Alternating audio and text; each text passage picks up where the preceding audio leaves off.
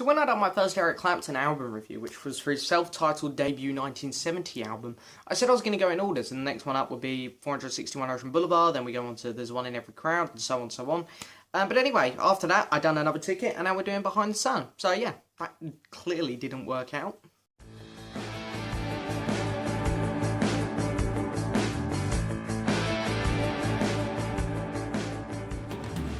How many times must I tell you, babe?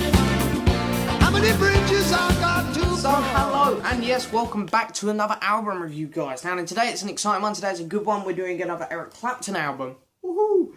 So any of you guys know Eric Clapton is my favourite artist. I love him. We're doing Behind the Sun. Now, I love this album. I like to think I know quite a lot about this one after reading his autobiography.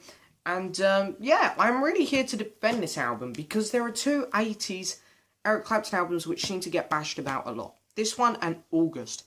Now, in my opinion of Eric Clapton in the 80s, I'll do this really quick. It's not Eric's best period. That's for sure. Anyone who says, oh, I think Eric Clapton's 80s stuff is his best, I'm sorry to tell you. You know, I respect your opinion, but you're wrong. You know, it doesn't compare to his 70s stuff. It doesn't compare to his 90s work. His 90s work is just mind-boggling brilliancy. But, you know, the thing is with his 80s stuff, it's a very mixed bag. You got Another Ticket, which is very average, very, you know, it's a good album. Then we get Money and Cigarettes, which is brilliant. I love it. Then we get this one, which I also really enjoy. Then we get August, which is, that's one of his weaker ones. That's one of the ones where I can actually say, okay, I love Eric, but that one, yeah, not great. And then, of course, we get right at the end of the 80s, squeezing it in 1989, we get Journeyman, which, of course, is great.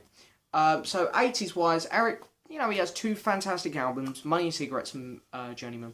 We've got two good albums, Another Ticket and this one, and then we've got August.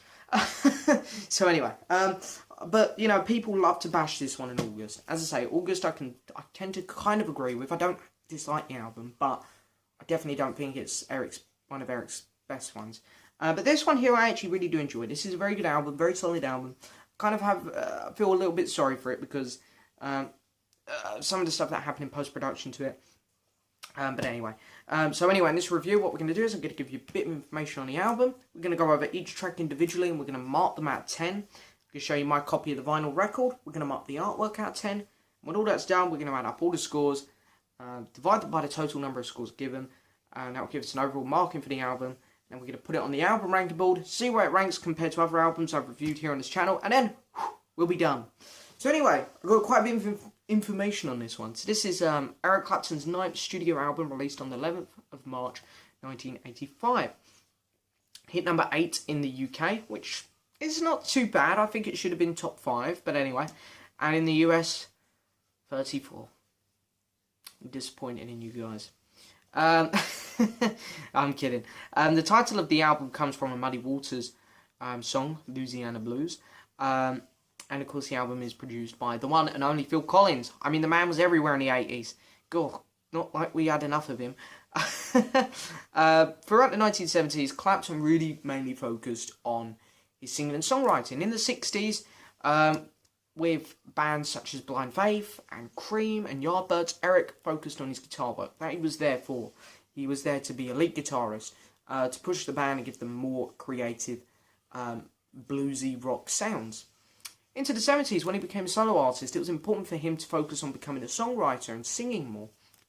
So throughout the 70s, you'll find that he wrote most of the songs, and the guitar work is not as strong as it was in the 60s or would be in the later part of his career, because he was focusing on actually becoming a musician in himself as a solo artist. This album is the first one where he steps back and really drives his guitar work. He really pushes forward on bringing his guitar work back to the level it was when he was with Cream. And I think he does that fantastically. Of course, it's very different to when he was with Cream. When he was with Cream, they were all done in one-take sessions nearly. Very raw sound. Here, it's a lot more produced, and it has a very different feel to it. But the style of which Eric's playing, it is very similar to when he was with Cream. Clapton really enjoyed recording this album. He says in his autobiography, so it was a fantastic album to record. However, at home, his marriage with Pattie Boyd, former wife of George Harrison, was really breaking down. So you can really feel in songs such as She's Waiting, Same Old Blues, and there's another one on here, Just Like a Prisoner. You can really hear the emotion coming out of his marriage breakdown. The album itself actually did get rejected by Warner Brothers at first. Even if it has Phil Collins' name on, the record was not safe. Warner Brothers did not think it was good enough. So they said, okay, here's this guy called Jerry Lynn Williams, who Clapton went on to have a great friendship with and great partnership with on this album and August. And they said, he's got a couple songs, we want you to record them and put them on your album, and we'll put this album out. And those songs were See What Love Can Do, Something's Happening, and Forever Man. And so anyway, he recorded them songs, put them on the album, and Warner Brothers gave him the all clear, we'll put the album out for you. So as I say, the album hit number 8. Not great, but pretty good. The album did have a number 1 single though, Forever Man. And, you know, we'll get to that song. A great single. So he got a number 1 single out of it. And yeah, he has the same band from Money and Cigarettes on this one. And Phil Collins does a fantastic work on producing it. So anyway, the album has 1, 2, 3, 4, 5, 6, 7, 8, 9, 10, 11 tracks on it. So it is chock full. So anyway, before we get started, I'm going to have a quick drink. So let's begin. It opens up with a track called She's Waiting, which is one of the tracks which Clapton writes about Patty on. This one is all about, really, you know, she's waiting for another man. She's waiting to move on, basically, the lyrics say. And it's a very good song, you know, the raw guitar work in it really sets the tone. Clapton's just doesn't want to lose her in a way, but she's ready to move on, and he knows it. And, you know, the drum work in the background is incredible. The vocals are brilliant. The backing vocals are great. It also has this fantastic guitar solo in the middle of it, which sounds incredible. And I would really be silly not to give this song anything less than a 10, because if you think about it, the guitar work's great, the lyrics are great, the vocals are great, everything about it is on point. I do really enjoy this song. There was something inside of me which said, I think it should be a 9, but the more I thought about ranking this song, I thought, but there's nothing wrong with it, in my opinion. So I'm going to give this track a 10 out of 10. Then we get the first of the 3 songs by Jerry Lynn Williams even. Oh God. Anyway, and it's See What Love Can Do. The lyrics on this one, you know, this guy, Jerry Lee Williams, he was great at making his 80s sounding songs. Really though, Clapton was the better songwriter of the two on here, I find. Because this is just a pretty simple, lovey-dovey song for the 80s. And it's really good, you know. But I think lyrically, Clapton was writing better songs here than what he was. But anyway, it's a much slower song, which is great. You know, we need that to break up from She's Waiting. And it's very good. I can definitely hear the Phil Collins coming through on it as well. I love the chorus of the song. Clapton's vocals are great as well. It's got a very unique sound compared to other tracks on the album, I think. So I'm going to give this track an 8 out of 10. Very good listen. And we get Same Old Blues, which is Clapton's, you know, this is his kind of, you know, this is his song, really. He, very bluesy. This is what Clapton likes to play. I'm going to have another drink because my voice is going. So this is the kind of style which Clapton loves to play in. And again, the guitar work on here is incredible. 10 out of 10 for the guitar work, that's for sure. But again, lyrics are all about Patty again. And I've just taken down one of the lines on the song. And it says, I love you, baby, but I'm going to have to say goodbye. So he kind of is saying here that, yeah, he still loves her. He wants to be with her. And if you read his autobiography, he clearly highlights that. He didn't want to lose her. Even after he'd had Sean, his kid. He still went on and, you know, he tried to get back with her. But anyway, the lyrics are very strong. The musicianship in this song is fantastic. You know, it's the song, it just has the best guitar work, I think. And it has a nice little jamming session at the end, which definitely is what Clapton likes doing. I'm going to give this track an 8 out of 10. Then we get Knock on Wood, which is one of 2 covers which Clapton really wanted to do. And of course the original cover of this was done by, hang on, I've written his name down, Eddie Floyd and Steve Cropper. And yeah, a lot of people probably know this song from the, I forget who it is. There's an advert here in Britain at the minute where they do Knock on Wood. And they use it in the background of that. So a lot of people know it from adverts today. But anyway, it's a very catchy song. Clapton captures it brilliantly with fantastic vocals. The guitar work is brilliant. I love that guitar riff there.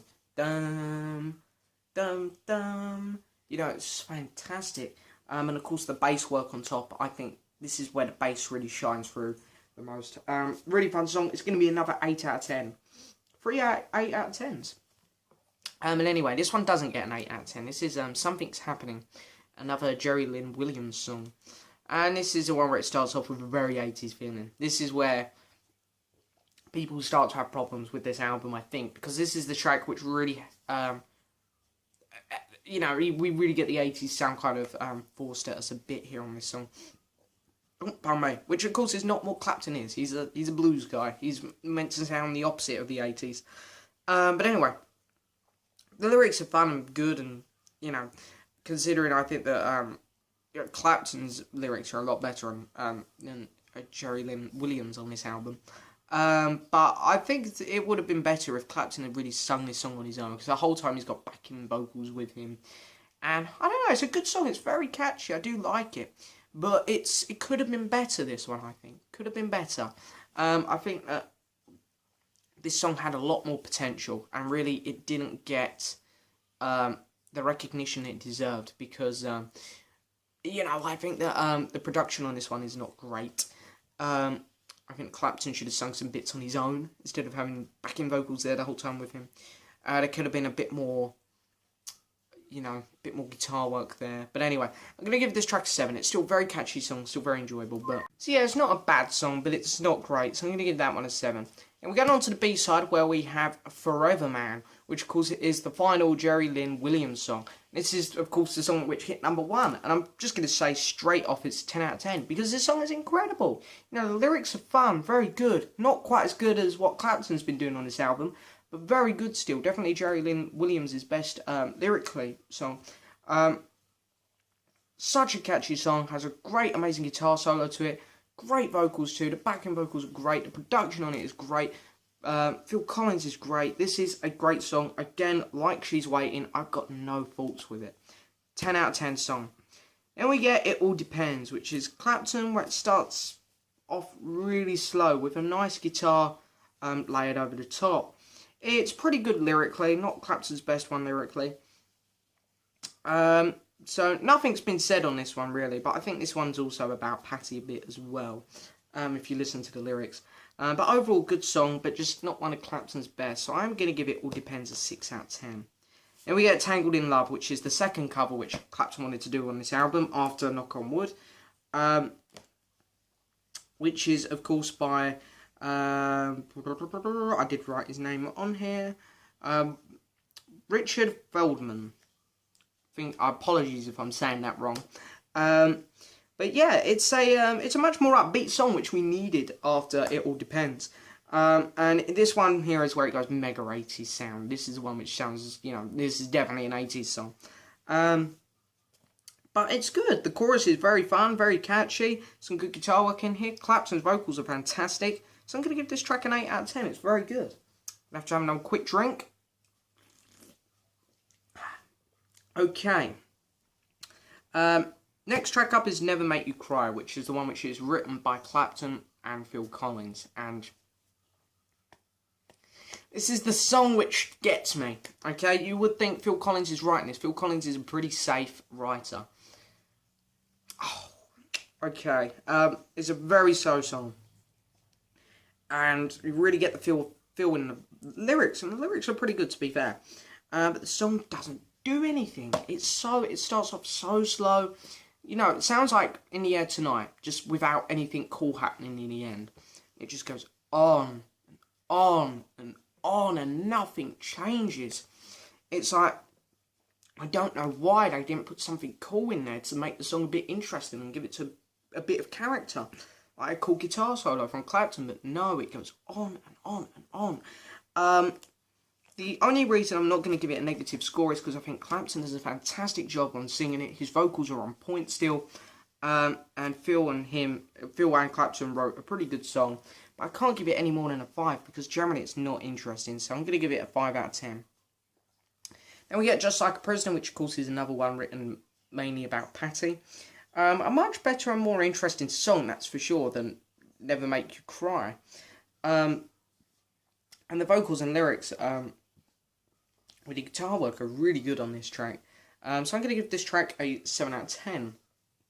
Then the closing track, the title track, Behind the Sun, very short. Oh, pardon me, the Coke's gone to me. Or Pepsi, I should say. But very short, very simple song.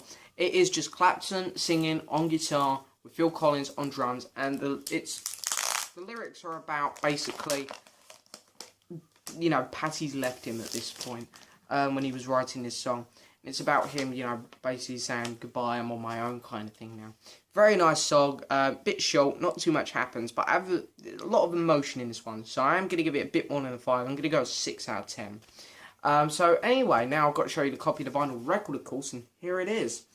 I really like this cover, you know, it's pretty simple, but I like the artsy-fartsy kind of thing. It's pretty cool. Not his best, but pretty cool, pretty unique. And there's the back. And then we've got the track listing down the bottom there. And the gatefold is really nice too. Open it up, we get a nice picture of Clapton and some information about all of the tracks.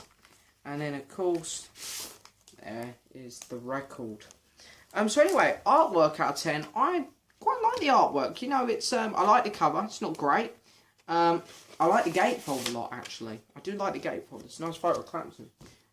So I'm going to give this album a 7 out of 10 on the artwork.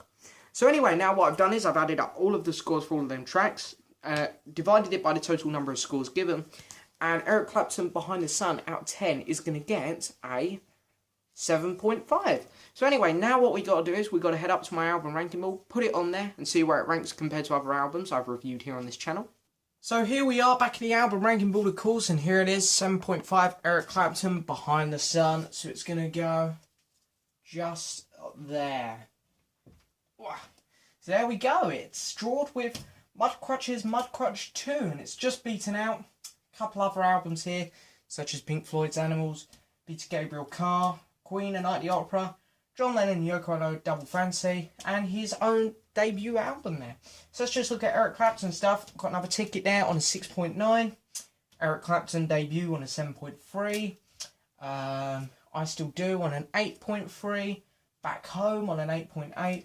Derek and the Dominoes still at the top on a 9.4. So anyway, that is it for this review, guys. I hope you've enjoyed it. Please hit the subscribe button, like the video and leave a message, and I will see you guys next time for another video. On wood.